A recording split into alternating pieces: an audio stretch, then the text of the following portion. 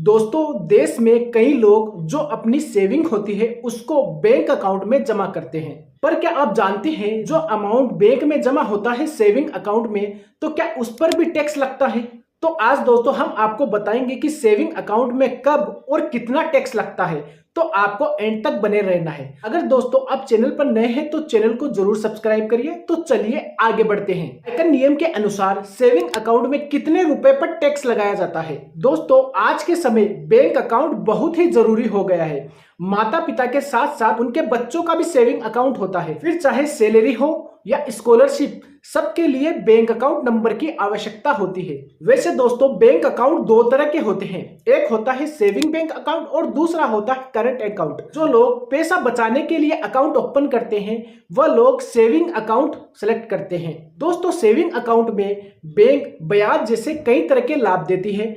तो कई लोग ये नहीं जानते सेविंग अकाउंट में जमा राशि पर मिलने वाला जो ब्याज होता है टैक्स फ्री नहीं होता। इसका मतलब क्या होता है दोस्तों कि सेविंग अकाउंट में हम लोगों को टैक्स देना होता है। सेविंग अकाउंट पर कब लगता है टैक्स? दोस्तों, वैसे तो सेविंग अकाउंट में पैसे जमा करने की कोई भी लिमिट नहीं होती और कई बैंक धारकों को मिनिमम बैलेंस मेंटेन करने की भी कोई आवश्यकता नहीं होती है। दोस्तों, सेविंग अकाउंट में एक लिमिट से ज्यादा अगर पैसे डिपॉजिट होते हैं तो फिर उस अकाउंट होल्डर को उस पैसे पर टैक्स देना होता है। तो दोस्तों, आपको ऐसे में इस बात का ध्यान रखना है, आप उतना ही पैसा रखें जितना आप आईटीआर के दायरे में आते हैं। जी हाँ दोस्तों, आईटीआर में आपने दिखा रखा है। अगर आप उससे ज्यादा पैसे अपने अकाउंट में रखते हैं तो फिर अकाउंट में जो आपको ब्याज मिलता है उस पर आपको टैक्स देना होगा। अब देखते हैं दोस्तों कितनी राशि पर टैक्स देना होता है, यानी कि कितनी राशि पर टैक्स लगता है। इनकम टैक्स एक्ट के अनुसार किसी अकाउंट से मिला इंटरेस्ट भी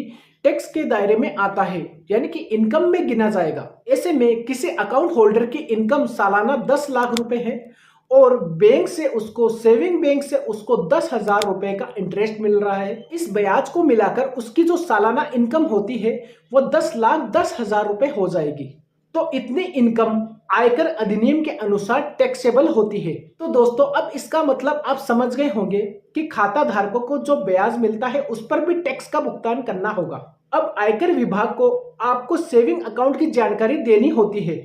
आयकर नियमों के अनुसार अगर कोई व्यक्ति या एक कारोबारी सेविंग अकाउंट में 10 लाख या उससे ज्यादा कैश रखता है तो इसकी जानकारी इनकम टैक्स डिपार्टमेंट को देनी चाहिए, इनकम टैक्स डिपार्टमेंट को बताना चाहिए। अगर वो ऐसा नहीं करते तो विभाग द्वारा टैक्स चोरी की कार्यवाही की जा सकती है।